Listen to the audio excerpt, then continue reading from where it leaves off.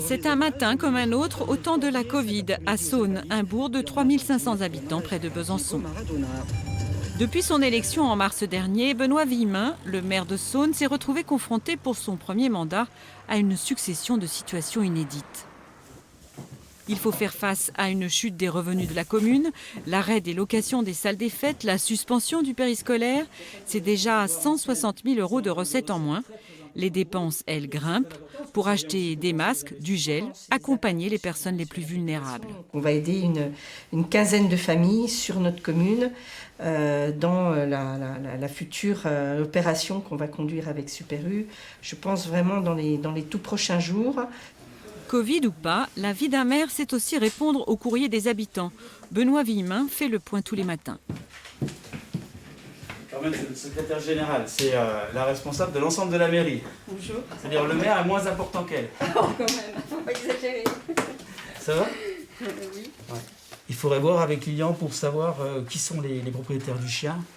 Et puis qu'on fasse un courrier de rappel aux propriétaires des deux chiens, comme quoi les chiens doivent bien être soit tenus en laisse. Voilà.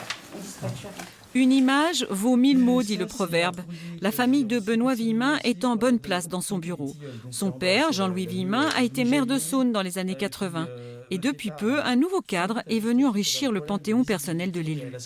On est dans une mondialisation qui n'est pas forcément des plus passionnantes en ce moment et qui est plutôt anxiogène et angoissante. Et je trouve que l'image de Joe Biden sur cette photo-là, nouveau président des États-Unis, chemise en jean, bras croisés, 78 ans. Je trouve que voilà, c'est une image cool et c'est je pense que c'est une belle image d'espoir pour les années à venir. Voilà. Globalement, je me pose pas la question de mon modèle politique ou de mon attachement idéologique politique. Je préfère. C'est pour ça que le mandat que j'ai en tant que maire, c'est un mandat qui me passionne parce que je me pose plus la question de l'opérationnel. Qu'est-ce qu'on doit faire pour les autres demain et quelle est notre mission pour notre territoire? Un territoire qui s'étend au-delà de sa commune. Benoît Villemin est aussi vice-président du Grand Besançon. Il est en charge, entre autres, du commerce. Bonjour, monsieur Bouza, ça va? Et c'est désormais à distance que l'élu fait le point avec le chef du service commerce de l'agglomération. Il faut juste que peut-être on anticipe l'utilisation du domaine public de ventures de magasins, quoi. Voilà, essentiellement pour le centre-ville. Et je sais que là, vos services sont à pied d'œuvre pour ce sujet, quoi. Hein. Ouais. Effectivement, là, on est en relation directe avec la direction sécurité tranquillité publique. Benoît Villemin a grandi à 2 pas de la mairie. Ses parents étaient justement commerçants, un métier qui lui va comme un gant, mais qu'il a mis entre parenthèses pour se concentrer sur ses mandats. Un engouement chamboulé à l'heure de la crise sanitaire. Mes convictions, ça les a modifiées parce que on a été extrêmement près des gens, près de la difficulté. C'était une période, et c'est toujours une période extrêmement anxiogène. Et le rôle de l'élu, qui est un peu de chef d'orchestre de tout ça, fait que les responsabilités n'étaient pas les mêmes. Hein. Donc la politique a été mise de côté au profit vraiment de l'intérêt général.